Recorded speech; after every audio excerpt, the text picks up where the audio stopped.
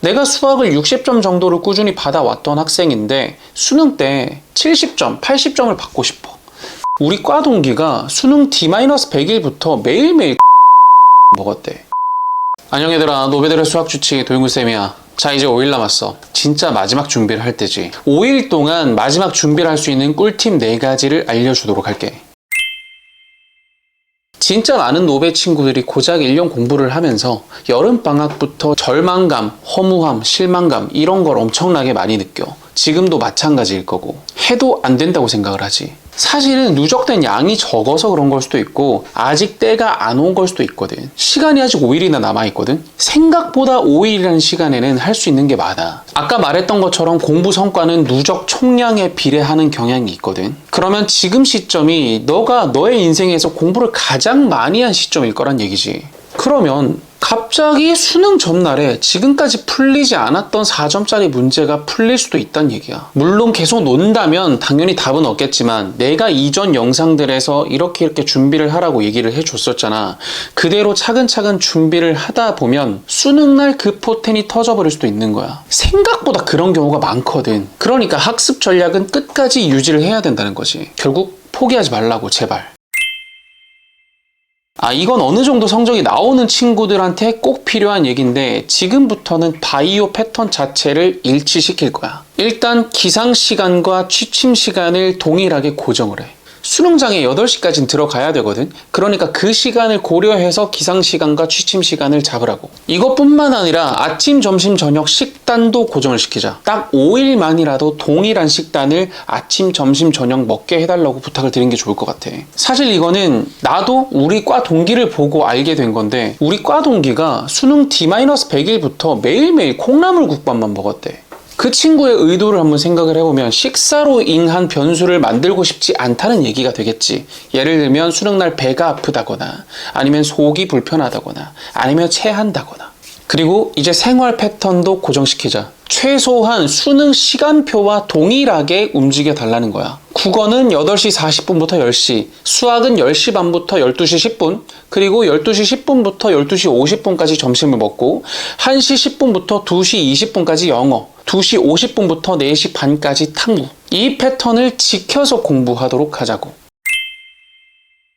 여기가 사실상 쉽지 않을 만한 내용인데 도파민이 분비될 수 있는 모든 걸 이제는 끊는 게 좋다. 딱 5일만이라도. 이게 왜 그러냐면 도파민은 결국 잡생각이랑 연결이 되거든. 근데 수능 때 잡생각이 나면은 당연히 집중력 저하로 연결된단 말이야. 근데 수능은 시간이 긴 시험이 아니기 때문에 집중력이 떨어지면 어떻게 될까? 너가 공부를 얼마나 했건 간에 한 방에 날아가는 거야.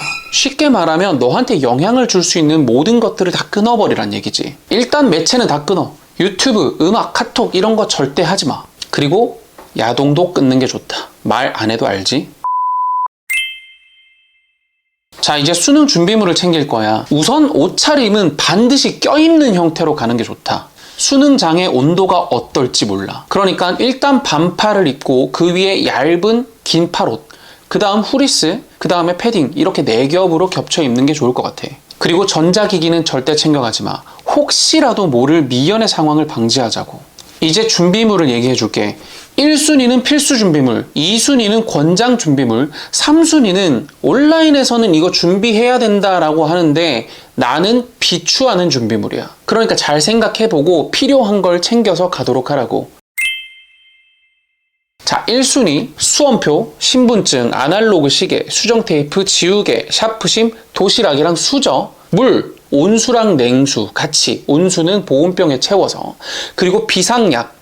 비상약에는 안정제, 타이레놀, 소화제, 진경제, 비염약 이런 것들 다 챙겨가는 게 좋아. 그리고 마스크까지.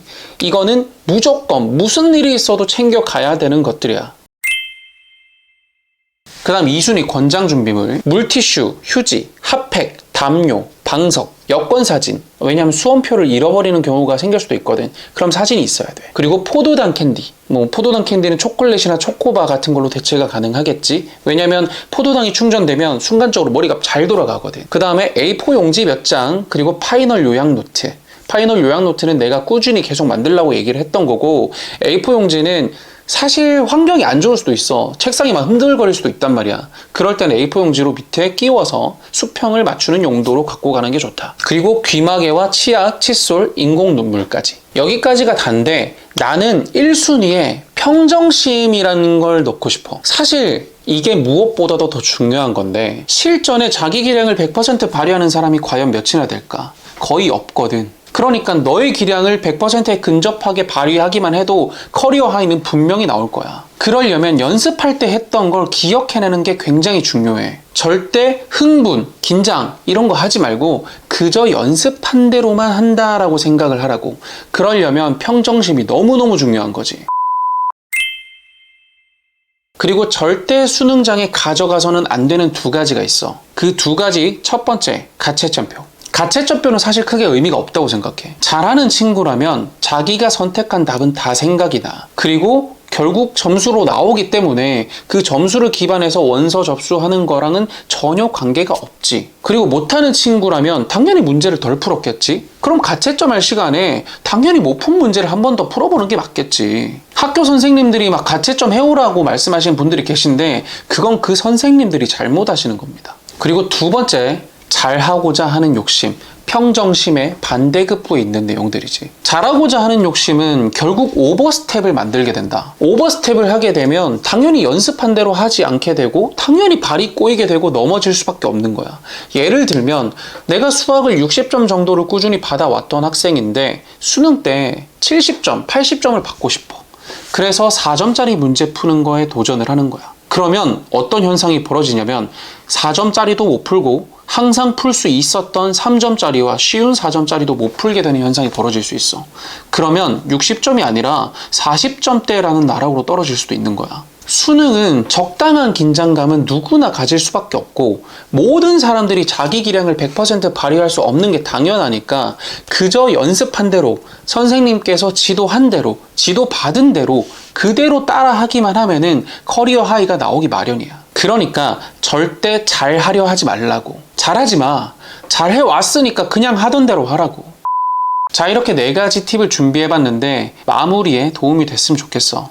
그리고 마지막 영상은 수능 2일 전에 빌런 유형 정리를 해서 올리려고 해. 수능장에는 어떤 빌런들이 있는지 미리 알고 들어가면 대처할 수 있으니까. 자, 이제 그럼 공부하러 빨리 가자고. 마지막까지 놓지 마.